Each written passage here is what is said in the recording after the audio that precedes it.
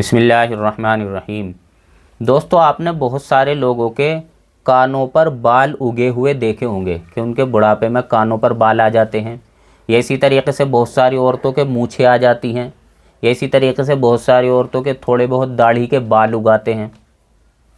तो दोस्तों, ये हार्मोन्स की वजह से बाल आते हैं, यानी हार्मोन्स के चेंज होने की वजह से, बदलने की वजह से कान पर, औरतों के मूँछों पर या दाढ़ी पर बाल उगाते हैं।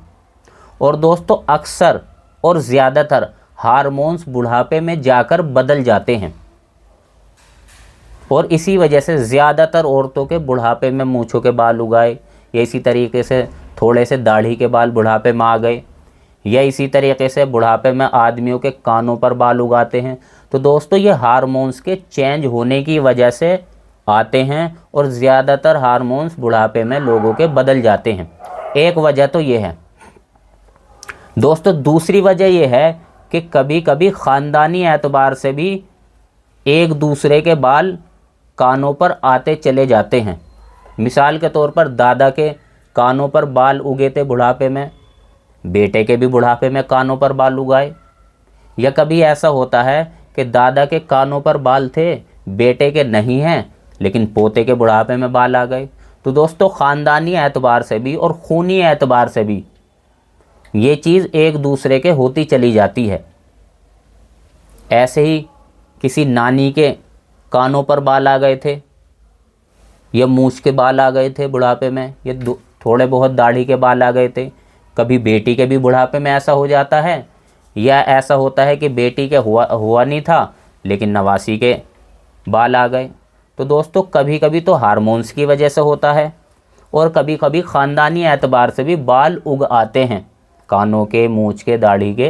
ये ख़ानदानी एतबार से भी होता है। दूसरी वजह ये है। और दोस्तों, तीसरी वजह कि अल्लाह तबारक व तआला की देखो कुदरत कैसी है कि अल्लाह तबारक व तआला जहाँ से चाहते हैं बाल उगाते हैं।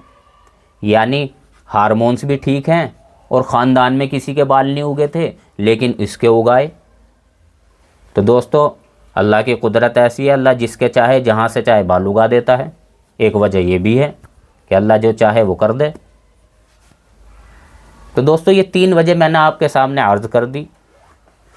इसके अलावा जो बहुत सारे लोगों ने बातें फैला रखी है कि भाई बाल आ गए अब तो बीमारियां आएंगी, बाल आ गए अब तो अटैक आएगा, बाल आ गए दिल की दिक्कत होगी, परेशानी होगी, अटैक भी आ सकता है। इसी तरीके से बहुत सारे कहते हैं कि भाई बालों का आना इसके नेक होने की अलामत है। इसके बाल आ गए, भाई ये आदमी ऐसा लग रहा है गुनाहगार है। और बहुत सारे लोग कहते हैं कि बहुत अच्छी बात है बाल आ गए, और बहुत सारे लोग कहते हैं कि बहुत ही बुरी बात है बाल आ गए।